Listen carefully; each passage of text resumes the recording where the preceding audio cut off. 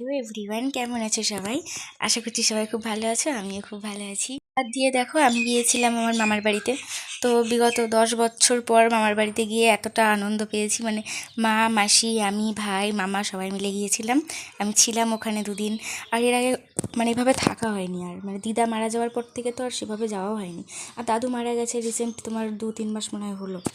তারপর থেকে তো আর মানে সম্পর্কটাও ঠিকভাবে নেই, যাওয়াই হয় না। আর মামি আছে, মামির কাছে মাঝে মাঝে যাই, কিন্তু চলে আসি, থাকা তো আর হয় না।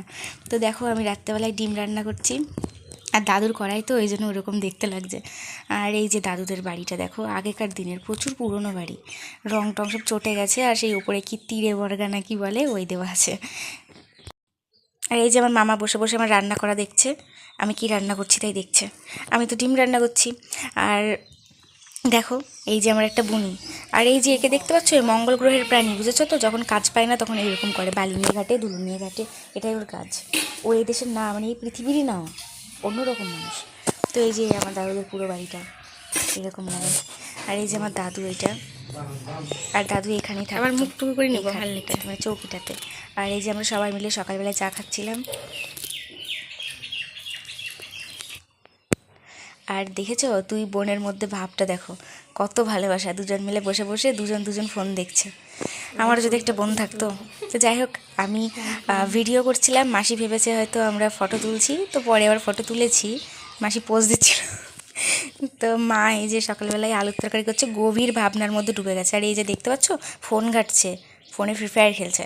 আর এই যে পাখিগুলো, এই পায়রাগুলো না খুব সুন্দর দেখতে। আমি লাগান এরকম কুল পাড়তে গিয়েছিলাম।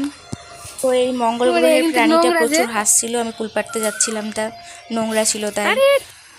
তো যাই হোক, এই যে এই দিকটা দেখো, উপরে যে জিওর টাওয়ার আছে ওখানটায়। আর এই প্রাণীটার মনটা খারাপ হয়ে গেল কুল পাড়তে পারিনি বলে। আর এই যে দেখো কেমন কাঁদছে আমার কাছে।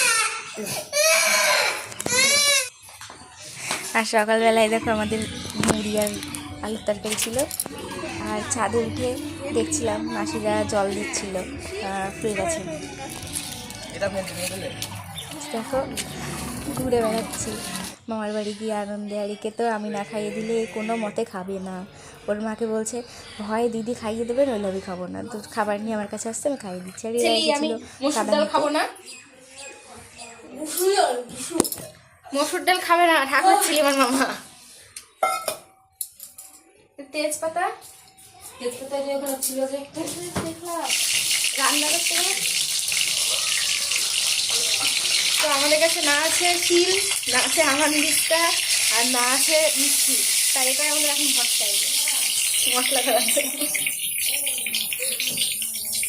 এখন এটাতে মশলা করে দিব। তো সবাই মিলে পাতা চেটে খেয়েছে, এই কারণে রান্নাটা আমি করেছিলাম। আমার হাতের রান্না খুবই সুন্দর খেতে হয়। যাই হোক, আমি শাড়ি পরেছিলাম, শাড়ি পরে একটু মানে বাইরের দিকে গিয়েছিলাম। তো দেখো কেমন লাগছে, আর স্টাইল করছি। আর এই যে আমার দিদা দাদুর একসঙ্গে ছবি।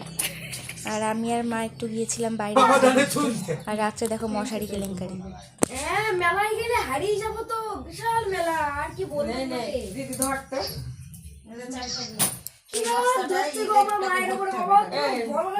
বিশাল রাগ দিচ্ছে আমার মায়ের, জল যাচ্ছে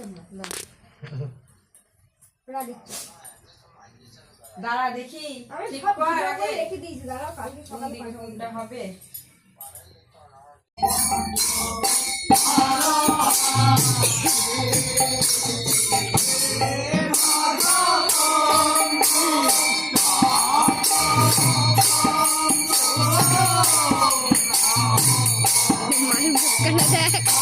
এখানে যে ঠাকুর নামটা শুনলে ওটা আমাদের ওখানে হয় না, আমি ঠিক জানি না কেমন।